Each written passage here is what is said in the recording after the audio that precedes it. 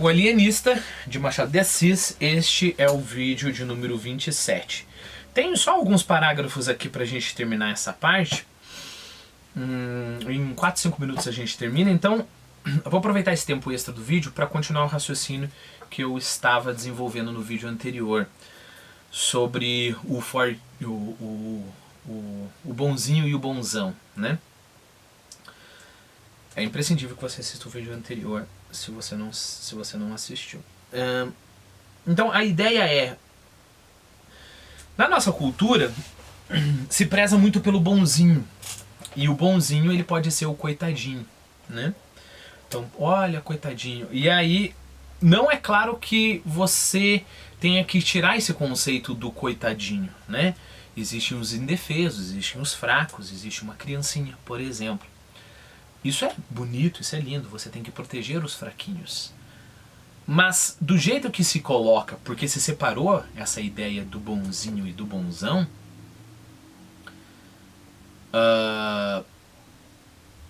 do jeito que as coisas estão, as pessoas querem ser bonzinhos e não querem ser fortes. Porque forte é opressor, né? E isso é perigoso, né? Isso é extremamente perigoso, porque você separou as coisas. Se você lembrar que a pessoa que é boa, boa no sentido, qualquer sentido que você tiver, se você for cristão, boa no sentido cristão. Se você lembrar que a pessoa que é boa, ela também é extremamente forte, aí muda totalmente o teu plano de vida. Você não tem que ser só bonzinho no sentido de eu tenho que sempre estar com um sorrisinho nos lábios, nunca desrespeitar ninguém, etc, etc. Mas você tem que ser bonzinho no sentido de odiar a fraqueza, né? Então repare, quando uma criança faminta está sofrendo, eu não amo a fraqueza. Eu amo a criança que está sendo oprimida pela fraqueza. E o que eu quero para essa criança? Além, é claro, primeiro de tudo, a coisa mais urgente, dar comida para a criança, né? Mas depois eu não quero que essa criança passe o resto da vida fraquinha. E o resto da vida eu continue ajudando essa criancinha. E quando a criança sofrer, ele vai ser um adulto fraquinho, oprimidinho. E você vai poder ficar o resto da tua vida ajudando essa criança. Se for assim, você está amando a fraqueza. O que você tem que fazer é: pobre criança fraquinha, eu vou ajudar e eu vou fazer de tudo para que essa criança se torne forte. É aí que está o ponto, né? Em todos os aspectos. Em todos os aspectos. Então tem dois modos de proteger alguém, de proteger o fraco. Primeiro, é protegê-lo e deixá-lo dependente de você. Segundo, é protegê-lo porque naquela luta ali que ele tá, não tem como ele vencer sozinho. Não tem como a criancinha que tá com fome conseguir ganhar dinheiro e vencer, né? Então naquela luta passa as forças da criança. Então você ajuda, mas já pensando como que eu posso fazer essa criança alguém independente, né? Como que eu posso fortalecê-la. Bom, isso só para fechar o que a gente estava falando da moral, né? O bonzinho fraquinho, ele vai perder certamente para o mauzão, né? Por mais que o mal não esteja com a razão. Então é obrigação moral ser intelectualmente forte. É obrigação moral de todos nós ser intelectualmente forte, né? Não é desculpa, né?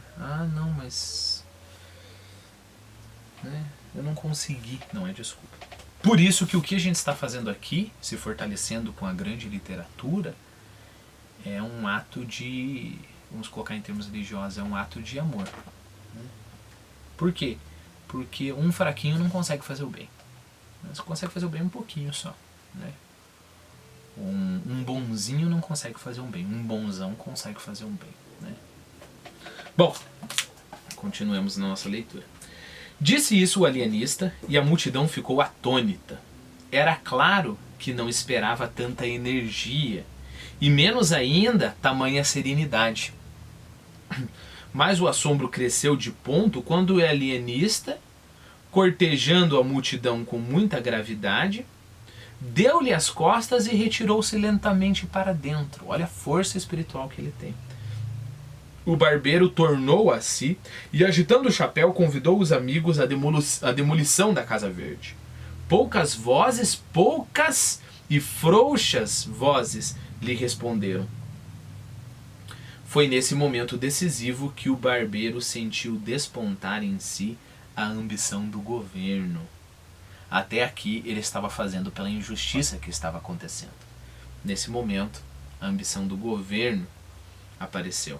Pareceu-lhe então que, demolindo a Casa Verde e derrocando a influência do alienista, chegaria a apoderar-se da Câmara, dominar as demais autoridades e constituir-se senhor de Itaguaí. Desde alguns anos que ele forcejava por ver o seu nome incluído nos pelouros. Pelouros eram bolas de cera para a votação. Eu já te dou uma referência ali, uma coisa bem interessante. Então ele forcejava para ver o seu nome incluído nos pelouros para o sorteio dos vereadores. Mas era recusado por não ter uma posição compatível com tão grande cargo. A ocasião era agora ou nunca. Demais, fora tão longe na arruaça que a derrota seria a prisão, ou talvez a forca, ou o degredo.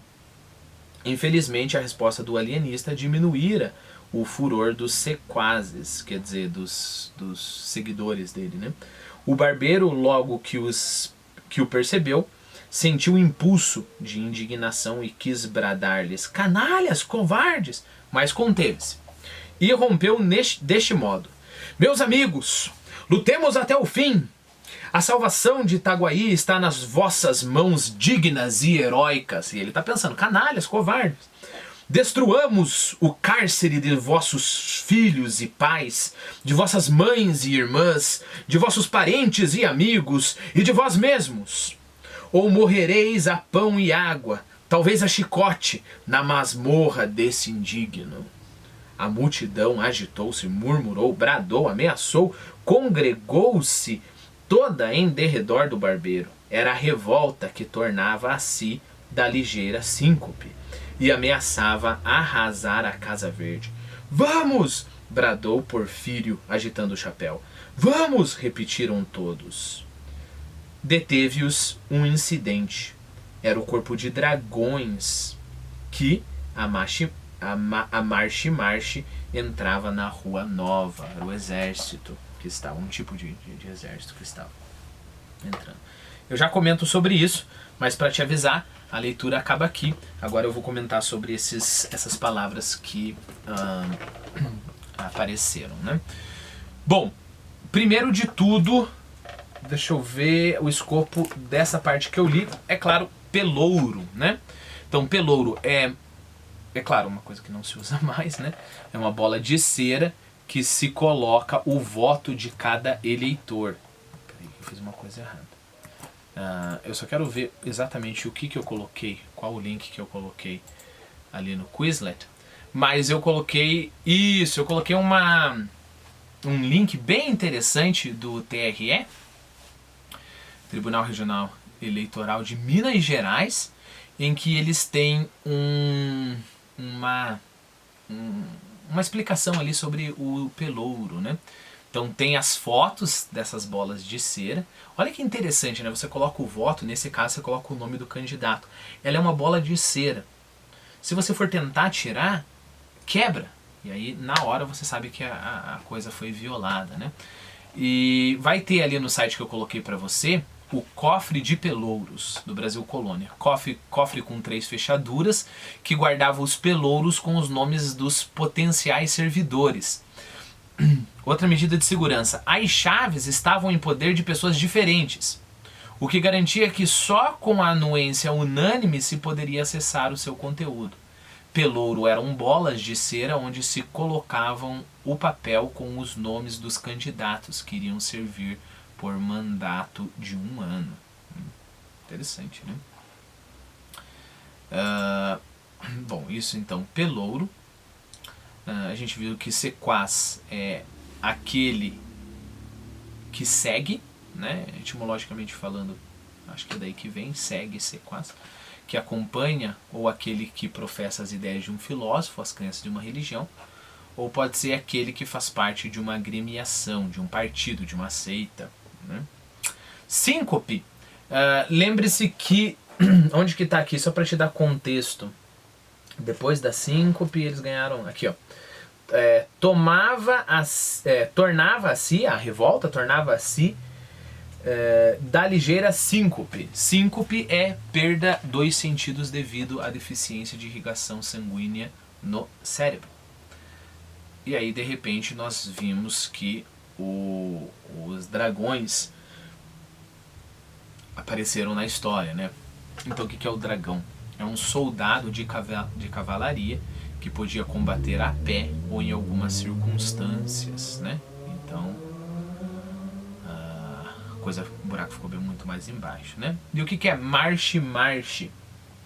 É o passo militar mais rápido, né? Voz com que comanda esse passo.